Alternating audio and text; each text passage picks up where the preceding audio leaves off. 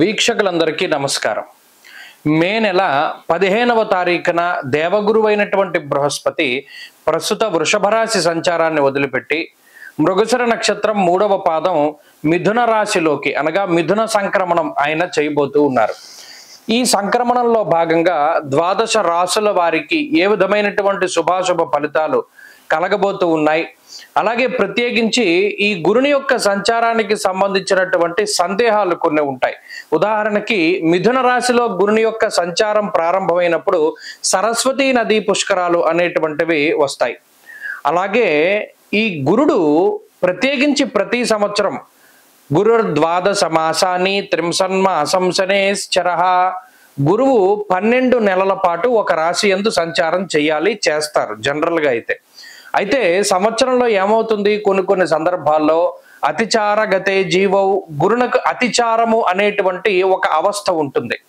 అలాగే వక్రత్వము అనేటువంటి మరొక అవస్థ కూడా ఉంటుంది. అంటే సాధారణంగా గురుడు ప్రతి సంవత్సరంలోనూ కూడా 2 రాశుల్లో సంచారాన్ని చేస్తారు. ఇదే గురువు ఒక సంవత్సర కాలంలో 3 రాశుల్లోకి ప్రవేశం చేస్తే అది అరిష్ట యోగంగా చెప్పబడింది జ్యోతిష్ శాస్త్ర రీత్యా. సాధారణంగా ఏమవుతుంది అంటే ఒక 9 నెలల పాటు రాశిలో ఉండి ముందు రాశిలోకి వెళ్ళి వక్రించి మళ్ళా వెనక్కి వస్తూ ఉంటారు. కానీ ఇక్కడ గురుని యొక్క ఫలితాలు చెప్పేటప్పుడు ఏం చెప్తాము, సంవత్సర కాలం పాటు ఈ ఫలితమే ఉంటుంది అని చెప్తాం. శ్రోతలు ఏం చేయాలి అంటే ఇప్పుడు మిథున రాశిలో గురుని యొక్క సంచారం వల్ల ద్వాదశ రాశులకి ఫలితాలు మనం చెప్తూ ఉన్నాం. మధ్యలో అక్టోబర్ నెలలో గురుడు పునర్వసు 4వ పాదంలోకి వెళతారంటే కర్కాటక రాశిలోకి వెళ్ళి మళ్ళా డిసెంబర్ నెలలో మిథున రాశిలోకి వస్తారంటే మరలా బ్యాక్ వస్తారు. ఆ 2 నెలలు మినహాయించి మిగతా 10 నెలలకి ఈ ఫలితం అనేటువంటిది అన్వయం అవుతుంది.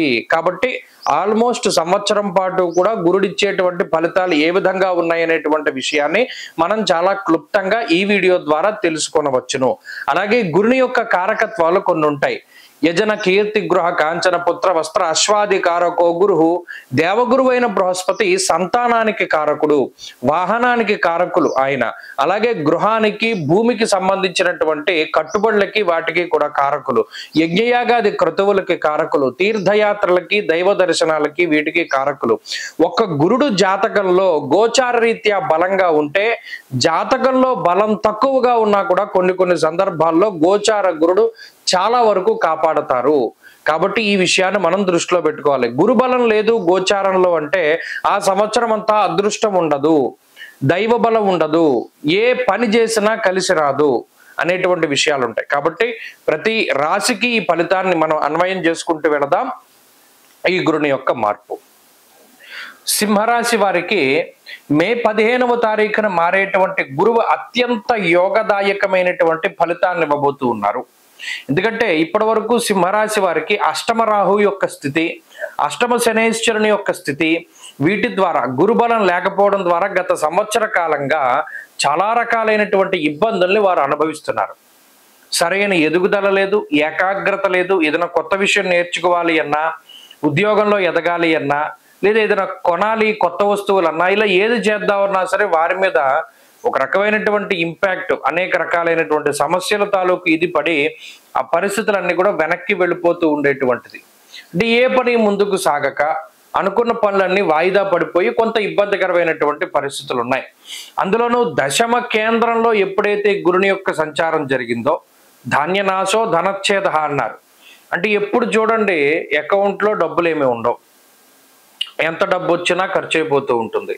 పునః ఖర్చు అయిపోయేటువంటిది ఏదైనా బాధపడతారా అంటే కాదు, వాళ్ళు కావాలని ఖర్చు పెట్టుకున్నారు, పోయిందులైనా ఖర్చు పెట్టుకున్నారు, దాని తాలూకు బాధ ఉండదు. కానీ వచ్చిన సంపాదన నిలవకుండా ఖర్చు అయిపోయింది, గతంలో ఉండేటువంటి పరిస్థితి అది శుభ కార్యక్రమాలకు అయి ఉండొచ్చు, మరి ఇతరత్ర వీరి పర్సనల్ దానికి అయి ఉండొచ్చు.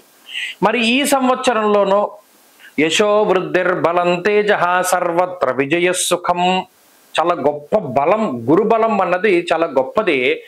లాభస్థానంలో గురుడు ఉండడం అనేది అన్నిటికన్నా గొప్పది. యశస్సు అంటే వీరు ఇప్పటి వరకు పడుతున్నటువంటి కష్టానికి తగినటువంటి ప్రతిఫలం దొరకడం.